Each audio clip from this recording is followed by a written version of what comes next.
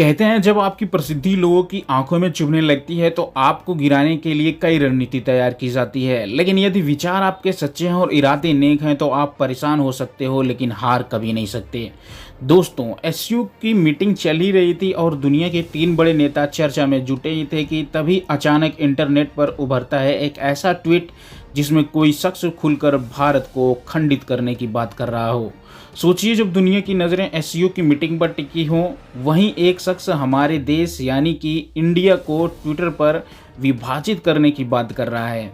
सोचिए, इंटरनेट पर एक ऐसा नक्शा सामने आता है जिसमें भारत ही नहीं बल्कि उसके खंडित हुए भाग भी दिखाई दे रहे हैं, जिसमें कि खालिस्तान, गुजरात, उड़ीसा सब अलग अलग है। और यह करने की बात कोई और नहीं बल्कि नाटो से जुड़ा एक अधिकारी कर रहा है। सवाल उठ रहा है कि आखिर यह कौन है जो भारत को तोड़ने का सपना देख रहा है।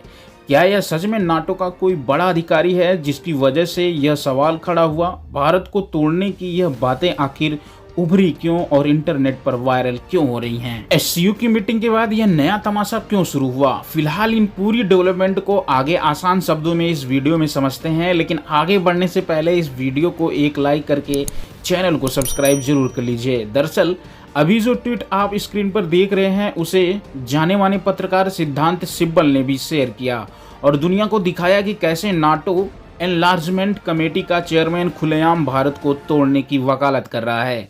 उसका कहना है कि भारत को एक्स इंडिया में विखंडित कर दो, क्योंकि नरेंद्र मोदी रूस का एक एजेंट कहता है, खालिस्तान की वकालत करता है। और इसके साथ ही उसने भारत का एक ऐसा नक्शा दिखाया जिसमें देश के छोटे छोटे टुकड़ों को बांटा गया हो। लेकिन रुकिए, भारत को तोड़ने की यह सोची समझी एक साजिश है, बल्कि यह एक गहरी और पुरानी साजिश गूंजी जा रही है। इस सोच का इस्तेमाल करके अंग्रेज़ों ने हम पर 200 साल तक राज किया था। हाल ही में यह शशि थरूर ने एक इंटरव्यू में अमेरिकी पत्रकार टकर कार्लसन को करारा जवाब दिया। अब टकर ने कहा कि अंग्रेज़ भारत में सभ्यता लाए थे, तो थरूर ने कहा सभ्यता तो हमारे पास भी थी लेकिन अंग्रेज़ नहीं मान रहे थे। शशि थरूर ने कहा कि अंग्रेज 200 साल रहकर भी एक ताजमहल तक नहीं बना पाए। अंग्रेज अब जब भारत आए तो उन्होंने एक ही मंत्र सीखा, फूट डालो और राज करो। 1905 में लॉर्ड कर्जन ने बंगाल को धर्म और जाति के आधार पर बांट दिया। फिर 1940 का लाहौर प्रस्ताव आया और अंग्रेज अधिकारी जॉन स्ट्रेची जैसे लोग कह रहे थे कि भारत कभी एक देश था ही नहीं। वह लगातार हमें तोड़ते रहे क्योंकि वह जानते थे कि अगर भारत एक हो गया तो उन्हें भागना ही पड़ेगा, और हुआ भी वही। लेकिन जाते जाते वह भी एक ऐसी चिंगारी छोड़ गए कि भारत फिर कभी अपनी पुरानी ताकत हासिल ना कर सके। अगर सरदार पटेल ना होते तो अंग्रेज़ों के प्लान के मुताबिक आज भारत सैकड़ों टुकड़े में बटा होता। और अब एसयू की मीटिंग के बाद ऑस्ट्रेलिया का यह शख्स उसी पुरानी साजिश को हवा दे रहा है। क्रिस ब्लैकबर्न जैसे विश्लेषक भी यही कह रहे हैं कि नाटो का कट्टरपंथी अब सीधे भारत को निशाना बना रहे हैं। लेकिन दिल्ली में इस पर बहस छिड़ गई है। एक तरफ शिवसेना सांसद प्रियंका चतुर्वेदी ने मांग की कि विदेश मंत्रालय इस मुद्दे को ऑस्ट्रेलिया के आवास भवन तक इसकी पैगाम को पहुंचा दे। तभी विदेश मंत्रालय के एक बड़े अधिकारी का बयान आता है कि इस आदमी को इतनी तवज्जो क्यों दें, यह तो एक पागल है और इसका कोई आधिकारिक पद भी नहीं है। इस पर प्रियंका चतुर्वेदी ने पलटवार किया कि यह कैसा पागलपन है, यह मामला दूतावास के सामने उठना ही चाहिए। और तभी इस कहानी में एक नया मोड़ आता है। इंटरनेट की दुनिया में सेलिंग का एक पुराना ट्वीट खोदकर निकाला गया जिसमें यही शख्स 2023 में कांग्रेस नेता राहुल गांधी को भारत का अगला प्रधानमंत्री बनाने की बात कह रहा था। ये एक ही शख्स है जो 2 अलग अलग बातें कह रहा है। आखिर यह है कौन? जब इस शख्स की ताबड़तोड़ पाताल शुरू की गई तो यह पता चला कि यह तो देश तोड़ने का सीरियस ऑफेंडर है। अपनी फेलिंग डॉक्ट्रिन के तहत यह ब्राज़ील को 5 टुकड़ों में और रूस चीन को तो कई वकालत करते हुए कितने टुकड़ों में तोड़ चुका है। यह कोई पहली बार नहीं है। इससे पहले यह चीन, ब्राज़ील और अजरबैजान को भी टुकड़ों में तोड़ने की बात कह दी है। अब इसने ब्राज़ील के खिलाफ जहर उगला है कि ब्राज़ील भी कई भागों में खंडित होगा। तो ब्राज़ील के लोगों ने यह जवाब दिया था, हम ऑस्ट्रेलिया को फिर से तोड़ देंगे। कितनी अजीब बात है कि यह नफरत उसी ऑस्ट्रेलिया से आ रही है जहां खड़े होकर प्रधानमंत्री मोदी ने दुनिया को संदेश दिया था कि भारत ने दुनिया को युद्ध नहीं बुद्ध दिया है। यही ऑस्ट्रेलिया जहां 31,000 से ज़्यादा भारतीय शांति से रहते हैं और काम करते हैं।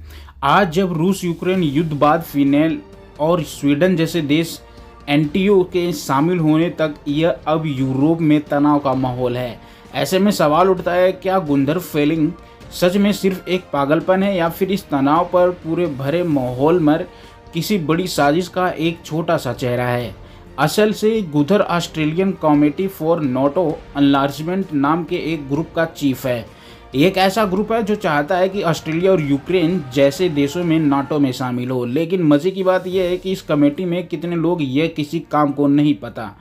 कहा तो यह भी जाता है कि यह अकेला ही इस पूरी कमेटी को चलाता है। अपने आप को प्रोफाइल ऐसा बना रखा है कि वह नाटो का किंग साबित होने के लिए कुछ भी कर रहा है, जबकि असल में उसको नाटो से कोई लेना देना नहीं है। असल में यह शख्स सोशल मीडिया पर व्यूज का भूखा और एक ऐसा इंसान है जो विवाद पैदा करके मशहूर होना चाहता है। उसके लेन देन प्रोफाइल पर नाटो से जुड़ा कोई अनुभव नहीं है, यहाँ तक कि ऑस्ट्रिया की सरकार ने पल्ला झाड़ लिया है और कहा है कि यह उसका निजी बयान है और वह भारत के साथ अपने रिश्ते खराब नहीं करना चाहते। तो फिर सवाल उठता है कि लोग उसे एनटीओ का अधिकारी समझ क्यों रहे थे। यहीं पर छिपा है उसके धोखे का असली खेल। इसे कहते हैं नाम बड़े और दर्शन छोटे। उसने अपने एनटीओ का नाम ही अपना भारी भरकम और चालाकी से रखा, नाटो विस्तार के लिए ऑस्ट्रियाई समिति। अब सोचिए, एक आम आदमी जिसे नाटो का अंदरूनी बनावट ही नहीं पता, वह तो यही समझेगा कि कोई बहुत बड़ा अधिकारी है और यही उसका मकसद था। यही कोई गलती नहीं बल्कि शब्दों के जाल में फंसाने की एक नई सोच साबित हुई।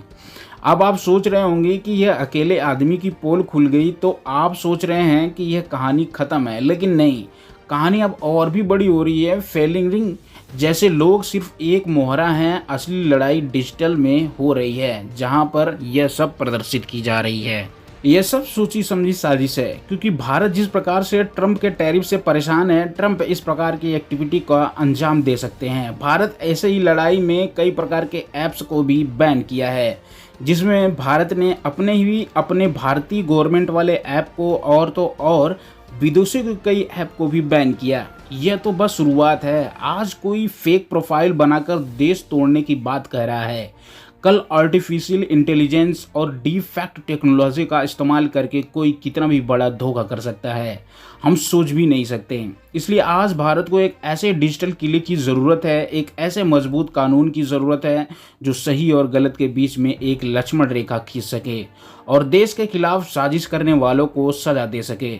तो कुल मिलाकर यह शख्स नाटो का कोई अधिकारी नहीं है, बल्कि एक ऐसा बहरूपिया है जो एक खतरनाक एजेंडा चला रहा है। गुंथर फेलिंग भले ही एक अकेला खिलाड़ी हो, लेकिन यह घटना उस जहरीली सोच की जरूर सामने लाती है जो आज भी भारत को बिखरते हुए देखना चाहती है। वैसे दोस्तों, इस पर आपका क्या राय है? अपनी राय हमें कमेंट के माध्यम से ज़रूर बताइए। इस इम्पोर्टेंट वीडियो के लिए आपकी राय काफ़ी इम्पोर्टेंट होने वाली है। तो मिलते हैं आपको नेक्स्ट वीडियो में। तब तक के लिए वीडियो को लाइक करें, शेयर करें, चैनल को सब्सक्राइब जरूर करें। जय हिंद, जय भारत।